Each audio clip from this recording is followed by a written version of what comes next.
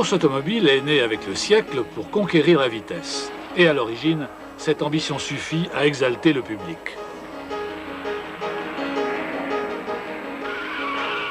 Mais bientôt, les accidents, les drames et l'apparition des circuits fermés ont ajouté à cette noble mission la dimension d'un spectacle. Il est devenu ainsi la version moderne de la tragédie antique.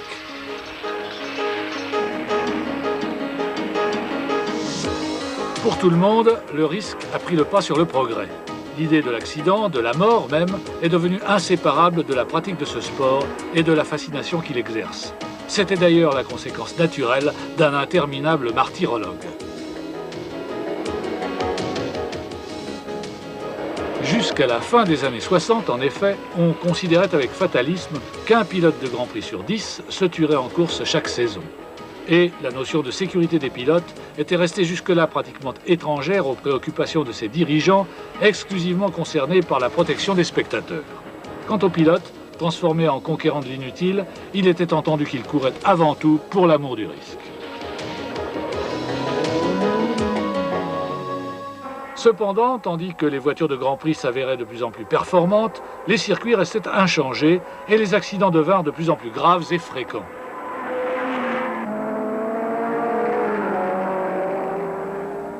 Alors, sous l'impulsion du triple champion du monde Jackie Stewart, les pilotes entamèrent une campagne destinée à contraindre les propriétaires de circuits à aménager les pistes et leurs abords de façon à minimiser les conséquences des accidents. I suppose my big interest came when I had an accident at Spa-Francorchamps in 1966, which showed up a tremendous lack of awareness for safety. Because of the poor facilities, I could have lost my life because of bad medical attention at the track, because of bad safety facilities, etc.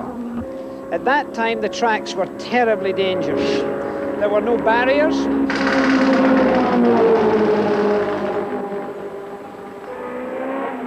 There were earth banks that were no more than launching pads for the race cars when they left the track. There were trees that were there unnecessarily and many other hazards that could have been avoided.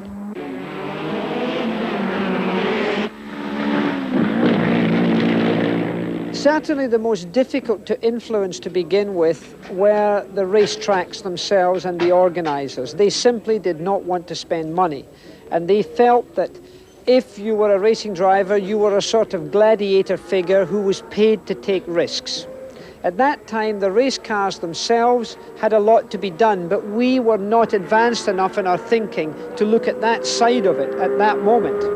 I think the strongest lobby was unquestionably through the media. Who the people were behind that lobby, I to this day still do not know. But I suspect it was the track owners at that time who were seeing their money having to be spent on facilities that were not going to improve their gait or their pocket.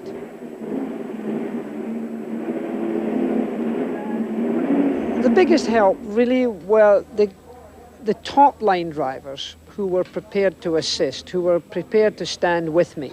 Some of them were less strong.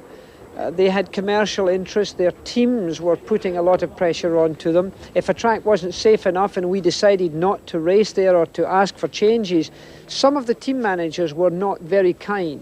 The rest of the drivers, in some cases, were not very supportive, even though they were being themselves helped, which disappointed me very much. In my own case, and in the era that I drove in, I'd been wanting to be a racing driver for so long that one never even gave any thought to the question of safety, either one's own safety or the car. One was just so pleased to be able to race a car. I mean, it was nice to get paid or get some money for doing something I wanted to do and loved doing anyway, but I'd really have done it for nothing. So, yeah. You know, you were doing something that you loved, and if something went wrong, well, you just accepted that as part of what you were doing. I often thought, you know, one talked about trying to make the cars a bit more secure, but, you know, with somebody like Colin Chapman, it was a little difficult. Deux points de vue s'affrontèrent donc. Selon les tenants de la tradition, la Formule 1 constituant la forme la plus emblématique de la course, il était naturel qu'elle fût aussi la plus dangereuse. Alors, pas question, sous peine de la dénaturer, de chercher à la rendre moins risquée. Position lapidairement illustrée par Louis Chiron, l'un des champions des années 30, qui s'exclama un jour « À présent, les pilotes ne savent plus mourir ». Aujourd'hui, pourtant, l'idée que tout doit être fait pour rendre la pratique de la Formule 1 aussi sûre que possible n'est plus considérée comme paradoxale et s'est même imposée. Depuis une vingtaine d'années, le visage des circuits s'est ainsi métamorphosé. Les premiers Grands Prix, au début du siècle, se disputèrent sur des circuits fermés, certes, mais d'un développement très long, plus de 100 km souvent, ce qui restreignait forcément les possibilités d'intervention rapide et efficace. Les routes étaient à peine revêtues, aux dépens de l'adhérence et de la visibilité, alors que les voitures, étroites, hautes sur pattes, dépourvues de freins, étaient terriblement instables. Dans les années 20, les revêtements s'améliorèrent, mais la plupart des circuits, utilisant le réseau routier ordinaire, simplement interdit à la circulation le temps du Grand Prix, étaient temporaires et aménagés de façon précaire. Toutefois, des circuits permanents spécifiquement conçus pour la pratique du sport automobile commencèrent à s'édifier. Longtemps, le Nürburgring représenta le modèle d'entre eux. Un peu plus de 22 km d'un tracé diabolique et grandiose, serpentant au cœur de la sombre forêt de l'Eifel pour pousser pilotes et machines dans leurs ultimes retranchements. L'épreuve suprême, en quelque sorte, apte, selon l'expression anglaise, à faire le tri entre les gamins et les hommes. Mais, tout sacré qu'il était, ce symbole sera boycotté en 1970 par les pilotes qui le considéraient comme inadapté aux performances de leur Formule 1. Réaménagé à grands frais, il sera de nouveau le théâtre du Grand Prix d'Allemagne jusqu'en 1976. Et puis, cette année-là, le champion du monde Niki Lauda faillit y perdre la vie. Il ne dut son salut qu'à l'intervention courageuse de 3 autres pilotes, suppléant la carence des services de secours.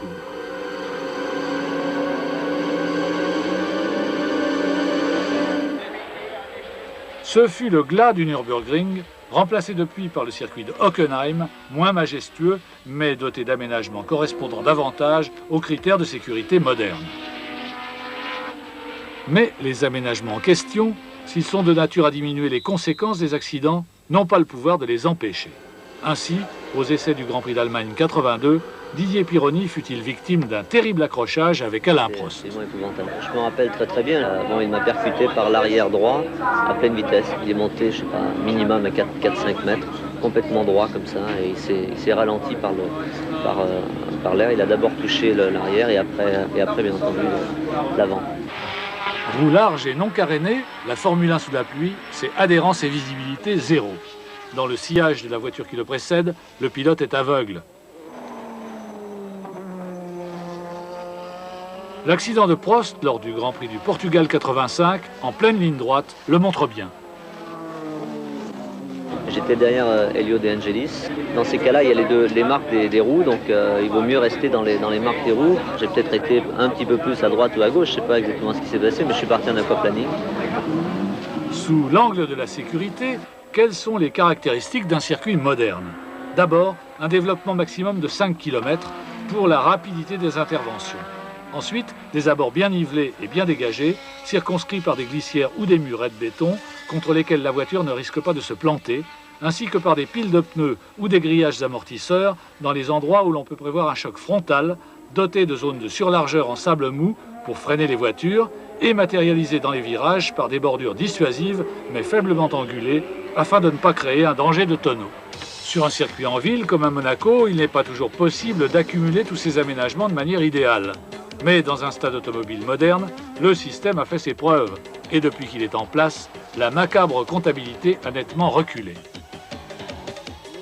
Des sorties de route, bien sûr, il y en a toujours. Des blessés, hélas, on en déplore encore. Mais les issues fatales sont devenues beaucoup plus rares.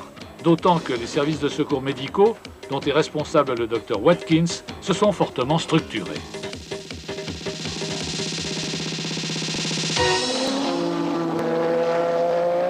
Enormous progress has been made because what has happened in the last 10 years has been the evolution at all of the circuits to which Formula One goes of modern medical centres with modern equipment up to the standard of the intensive care units that you would find in the best hospitals throughout the world.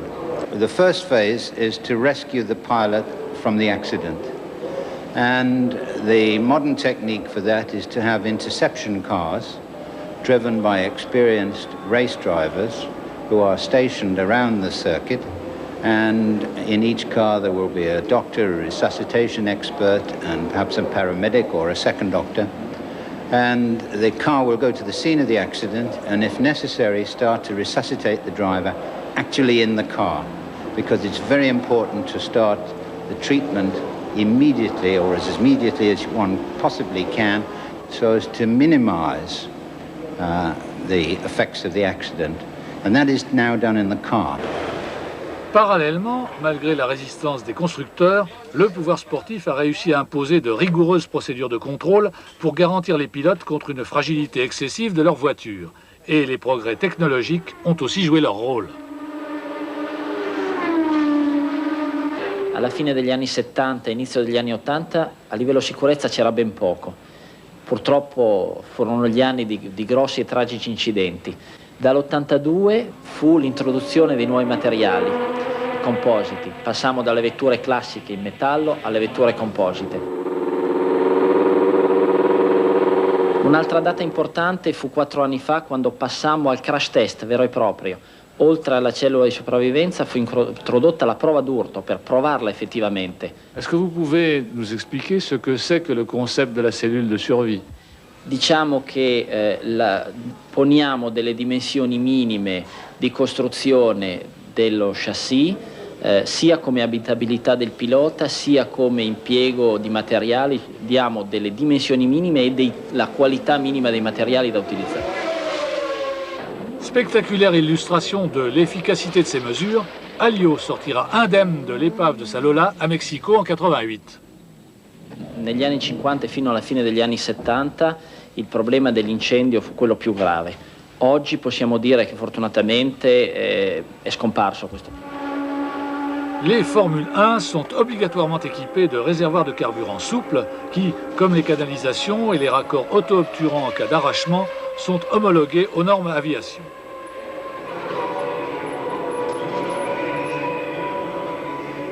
Obligatoire aussi un coupe-circuit extérieur bien indiqué, un extincteur de bord qui peut se déclencher de manière automatique.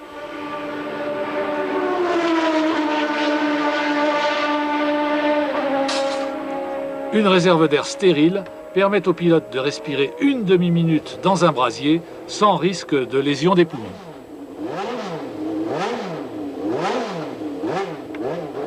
Pour vaincre, les constructeurs jouent parfois les apprentis sorciers. Ça ne doit pas être une sinécure de lutter en permanence contre cette tendance. È difficile dirlo perché entrano in gioco altri elementi, circuiti, piloti. È un equilibrio sempre difficile da trovare e, come dicevi tu prima, c'è una costante corsa da parte dei team per migliorare le prestazioni e da parte della federazione di contenerle in limiti di sicurezza. Parfois, en effet, le pouvoir sportif doit mettre le holà. È stato fatto qualche anno fa, è stato fatto adesso col motore atmosferico. Tra le altre ragioni per cui il turbo compressore è stato vietato è stata anche quella di ridurre le potenze a limiti più ragionevoli. Oui, mais dans ce cas, vous avez raté votre coup, puisque les F1 atmosphériques ont tout de suite battu les chronos des turbos. Certamente, è il progresso. Se ci fossero stati ancora i turbo saremmo ancora più in là. Mais il faut aussi veiller à ce que les F1, faute d'une trop grande adhérence, ne se transforment en engins balistiques en cas de perte de contrôle. À cet effet, la largeur des pneus Racing lisses a été gelée au début des années 80. Et la fédération a dû mener une longue bataille pour contenir les progrès de l'aérodynamique rapportés à la tenue de route. Commencé à la fin des années 60 avec l'apparition des ailerons, bientôt réglementés à la suite de défaillances qui provoquèrent de graves accidents, ce processus va culminer à la fin des années 70 avec l'utilisation de l'effet de sol. Pour coller sa voiture à la piste, Gordon Murray pourvut sa Brabham d'un ventilateur qui, par succion, créait le vide sous elle. Il fut aussitôt proscrit, mais Colin Chapman imagina alors de munir les flancs de cloisons mobiles empêchant l'air de s'échapper par les côtés et d'accélérer son déplacement sous la voiture en donnant au-dessous des pontons la forme d'un cône de Venturi. Ce fut l'ère des jupes, interdite en 83. Autre domaine important pour la sécurité en course, la tenue des pilotes. À l'origine, bleu de travail et casquette à visière retournée. Dans les années 30, Nuvolari porte encore un serre-tête et il faudra attendre l'après-guerre pour voir apparaître les premiers casques. Vêtus d'une chemisette de coton et d'un pantalon de toile, les pilotes des 50s les appréciaient davantage pour leur légèreté que pour leur robustesse. Dans les années 60, les casques couvrent les oreilles et les pilotes commencent à se protéger en revêtant des sous-vêtements et des combinaisons en tissu ignifugé. La fédération encourage cette pratique et crée un processus d'homologation. Petit à petit, la panoplie s'agrandit. Après les habits, c'est au tour des bottines et des gants d'être confectionnés avec des matériaux anti-feu. Et l'usage de la cagoule se généralise. C'est ainsi que les pilotes combattent leur hantise du feu, fléau des années 70. Parallèlement, les circuits s'équipent et dans les années 80, le phénomène est beaucoup mieux maîtrisé. Many of the tracks have become very safe, but the drivers have become very dangerous. And now it's a question of policing those drivers, not just when they reach Formula One, but when they start off from Formula France or Formula Italy, to Formula 3, to 3000, and finally to Formula One.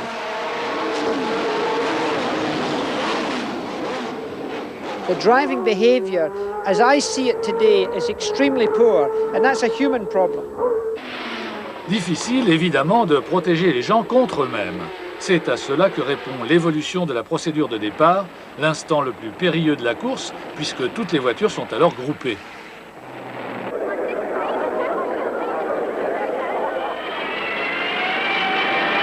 Depuis 1933, on utilise le principe de la mise en place dans l'ordre croissant des chronos réalisés aux essais. C'est la grille, instituée pour limiter les dépassements quand le peloton est encore compact. Mais les Formule 1 sont devenus si larges que le système a dû être perfectionné pour limiter les risques d'accrochage en éloignant les voitures les unes des autres sur l'aire de départ. De 3 de front, on est ainsi descendu à 2, puis à une formation en quinconce. Mais du coup, la distance entre les premiers et les derniers s'est considérablement allongée. Aussi a-t-il fallu remplacer le traditionnel baisser du drapeau national, qui donnait autrefois le signal du départ, par un système de feu plus banal, mais plus visible, commandé par un starter professionnel, habitué au stress des départs de Grand Prix.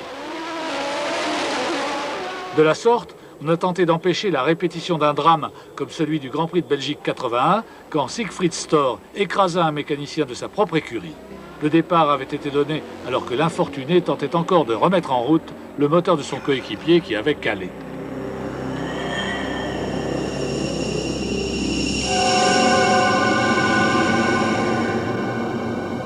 Reste qu'au cas où une voiture de tête ne démarre pas, le pilote venu de la dernière ligne risque d'arriver sur l'obstacle à une vitesse trop élevée pour pouvoir l'éviter. Péril tragiquement mis en évidence au départ du Grand Prix du Canada 82, quand le malheureux Riccardo Paletti s'empala à quelques 200 à l'heure contre la Ferrari de Didier Pironi. Signe du destin? En tout cas, 2 mois plus tard, c'était Pironi qui gisait dans l'épave de sa Ferrari à Hockenheim. Si mal en point qu'il se souviendra avoir entendu le docteur Watkins recommander qu'on l'ampute dans les plus brefs délais. Une affirmation formellement contestée par l'intéressé d'ailleurs. He had just recovered consciousness when I arrived at the accident. He recognized me. There was already some interception cars there with doctors aboard from the rescue organization at Hockenheim, and they had started to resuscitate his blood pressure by setting up intravenous transfusions. His legs were very badly damaged, and once we had his blood pressure under good control, then we were able to take the remains of the car apart so that he could be removed from the car without adding any damage to his legs.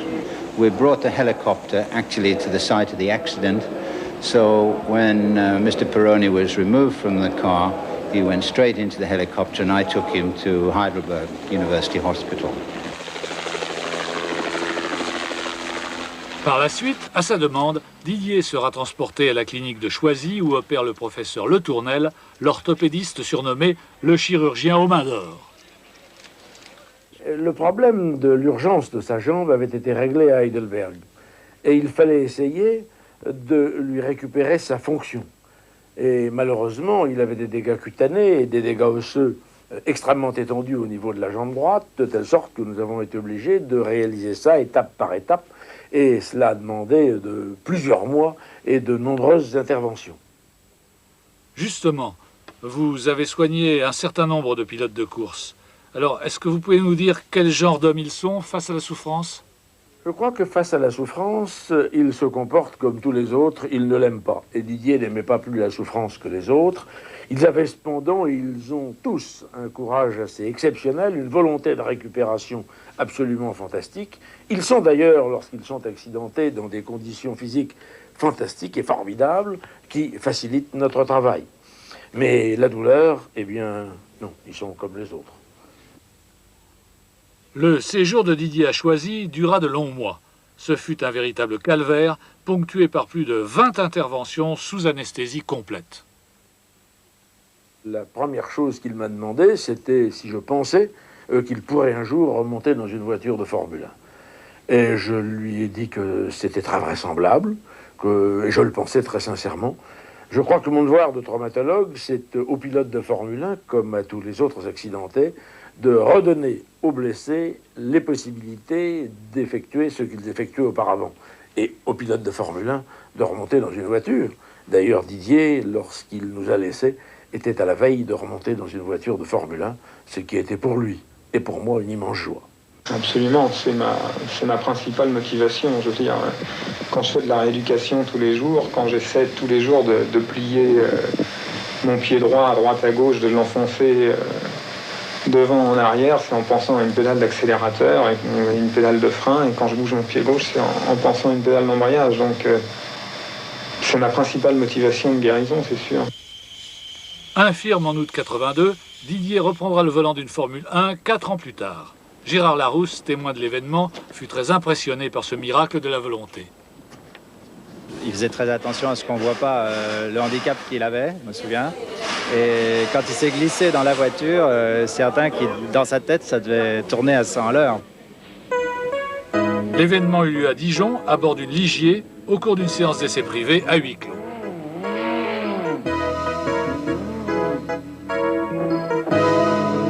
Il avait tourné très bien, de manière très constante, à la Didier, quoi. C'était un type tellement déterminé et volontaire. Avec une bonne voiture, Didier pouvait redevenir champion du monde. Mais son destin était scellé. Alors que l'on citait sa guérison comme exemple des progrès de la sécurité en Grand Prix, car il est vrai que quelques années plus tôt, il ne s'en serait pas sorti ainsi, Didier va trouver la mort aux commandes du Colibri, un surpuissant bateau de course offshore, sorte de Formule 1 de la mer, qu'il s'était fait construire histoire de tromper son impatience en attendant de reprendre sa carrière en Formule 1.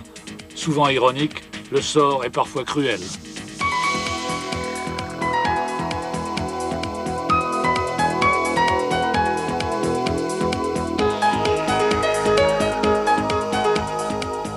La morale de l'histoire, c'est que la course reste la course et qu'un pilote reste un pilote.